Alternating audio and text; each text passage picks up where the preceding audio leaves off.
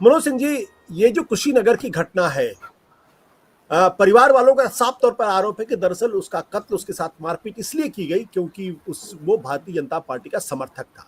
क्या किसी मुसलमान का भारतीय जनता पार्टी का समर्थक होना किसी की मौत का सबब बन सकता है? देखिए, ये घटना तो बहुत ही इसकी जितनी भी भर्त्सना की जाए कम है, क्योंकि हत्या तो हुई है और 20 तारीख की ये घटना थी। और एफआईआर में जो बाबर की पत्नी है, उन्होंने साफ साफ ये बात लिखी है अपनी तहरीर में, और उसी आधार पर एफआईआर भी 4 लोगों के खिलाफ हुई है कि वो बीजेपी का प्रचार कर रहे थे। वो कुशीनगर विधानसभा क्षेत्र में आता है, उनका गांव जो है, थाना तो रामकोला है लेकिन वो कुशीनगर विधानसभा में आता है। तो बीजेपी का प्रचार कर रहे थे और उनकी कुछ तस्वीरें भी बाबर की आई हैं, जिसमें वो मिठाई भी बांट रहे हैं, जो 10 तारीख के बाद जो रिजल्ट आया था। तो इसी के नाते उन पर जो उनके पड़ोसी हैं, उन लोगों ने हमला किया और 4 लोगों में एक महिला का भी नाम दिया गया है, सलमा का, और ये एफआईआर हुई है। लेकिन एक घटना और फरवरी में भी हुई थी। जो बाबर की पत्नी है, उन्होंने भी जो ये बात कही जा रही है ना कि थोड़ी सी आधा सत्य है कि जो फरवरी में जो हमला हुआ था, वो कहा जा रहा है कि वो भी इसी कारण हुआ था। लेकिन उसमें जो सलमा ने जो डीएम को एप्लीकेशन दिया था, उसमें उन्होंने इस बात का कहीं उल्लेख नहीं किया है कि चुनावी रंजिश के नाते या बीजेपी के सपोर्टर के नाते। उसमें बल्कि उन्होंने ये लिखा है कि ये 4-5 लोगों का नाम लेते हुए, और ये महिला जो सलमा है, जिनका नाम इस घटना में भी है, इन लोगों ने उनको मारा पीटा था और वो कारण जो था वो उनके साथ छेड़खानी और बदतमीजी का था, और जिसका उनके पति ने विरोध किया था, तो इसलिए उनको मारा था। उसमें कहीं ये बीजेपी या चुनाव या इस तरह की कोई बात नहीं आई थी। और ये घटना 20 को हुई है, 21 को एफआईआर हुई है, और 25 को ये जब पीजीआई भेजे गए थे इलाज के लिए, तब इनकी डेथ हुई है। तो उसके बाद, डेथ के बाद ये बात ज़्यादा आई कि वो मिठाई बांटने के कारण और बीजेपी का सपोर्टर होने के नाते। तो ये दोनों पक्ष है, ये अभी तक आई है। लेकिन आज जो पुलिस की ओर से जो कुशीनगर के सोशल मीडिया पर जो बयान जारी हुआ है, जी। वो बड़ा दूसरे तरह का है। उसमें ये कहा गया है कि जो एएसपी हैं और एडीएम, इन लोगों ने जाके घटना की जांच की थी, और इन लोगों ने कहा कि दोनों पक्षों में पुराना विवाद था, नाली को लेकर विवाद था।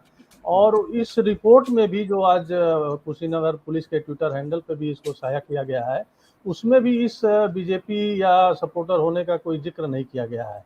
तो इसको लेकर भी कुछ सवाल उठ रहे हैं कि क्या वास्तविक रूप से ये घटना जो है, क्या ये बीजेपी के समर्थन में होने के नाते या उनको वोट देने के नाते ये हुई है। कुछ और जानकारी मुझे जो मिली है गांव में, कि गांव में एक पंचायत चुनाव के समय से ही बाबर थोड़ा एक्टिव रोल में थे, और वो पंचायत चुनाव में एक दूसरा पक्ष जो हार गया है उनके साथ थे।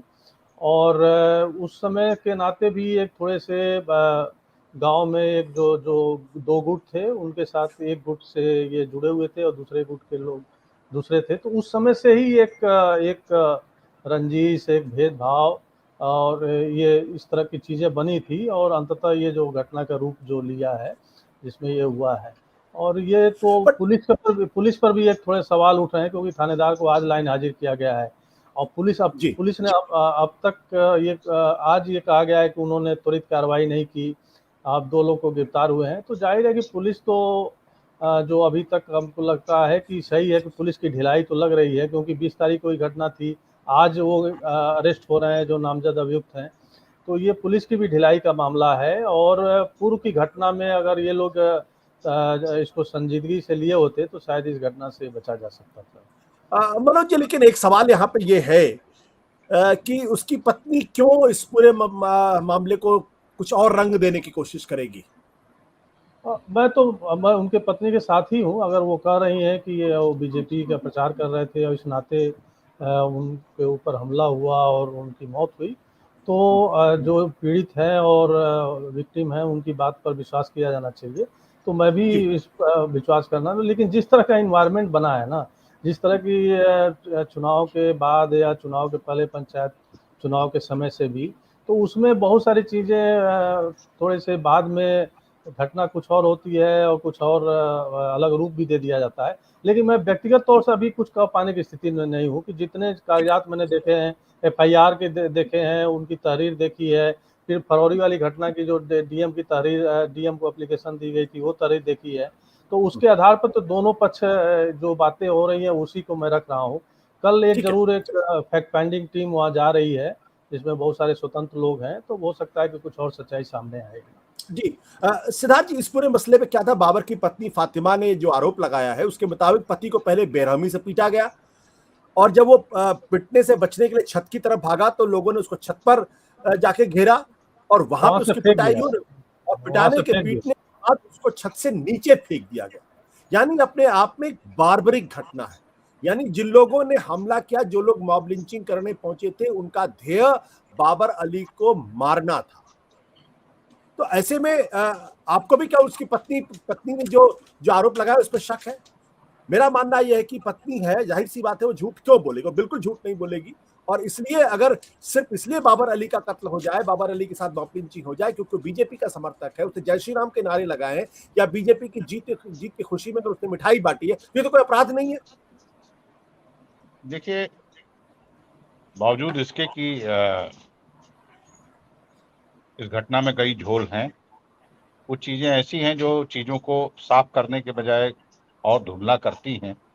लेकिन इस बात से कोई इनकार नहीं किया जा सकता है कि चुनाव के नतीजे आने के बाद एक पक्ष में या कुछ लोगों में हताशा, या जिसे कहते हैं एक बेचैनी और गुस्सा पनपा है। इस बात से मैं बिल्कुल नहीं इनकार करूंगा। आप देखें, बरेली में भी एक घटना हुई थी जहां पर एक पति ने अपनी पत्नी से कहा था कि हम तुम्हें घर से निकाल दिया। फिर उसने थाने गई, वो उसने तहरीर दी, उससे कहा कि हम तुम्हें तलाक भी दे देंगे। ये सब चीजें हुई। यहाँ की घटना हुई, एक घटना आजमगढ़ के निजामाबाद में हुई। वहां पर समुदाय दूसरा था, वो यादव समुदाय था। उसके साथ गाली गलौज की घटना हुई।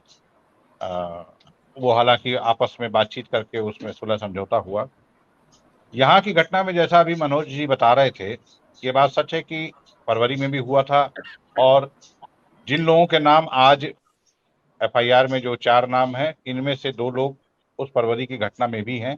वो महिला कॉमन है, जिस महिला को यहाँ भी मारते पीटते बताया गया है, और जिस महिला का नाम फरवरी की घटना में भी आया था।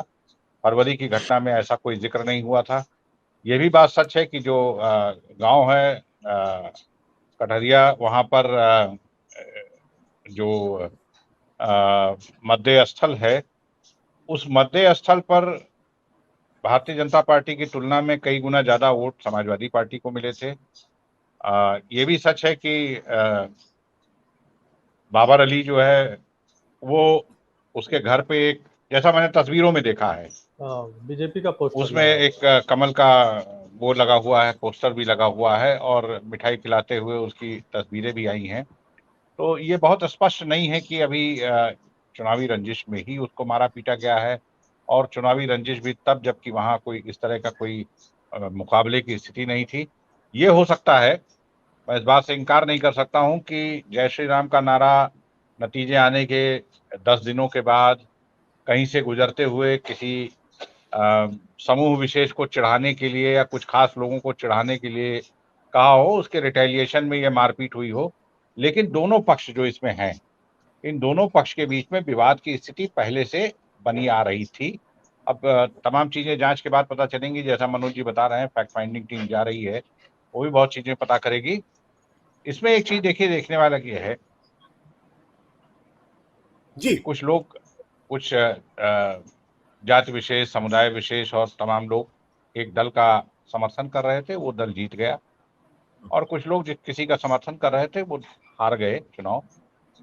हारने के पश्चात इस तरह की घटनाएं कुछ जगहों पर, अलग अलग जिलों में, मुझे पश्चिम के जिलों की जानकारी तो नहीं है, लेकिन पूरब के कुछ जिलों में इस तरह की घटनाएं देखने को मिली हैं कि वहां ताना मारना, छीटाकशी करना, गाली गलौज, इस तरह की कुछ घटनाएं हैं, और ये हताशा की स्थिति में ऐसा हो सकता है।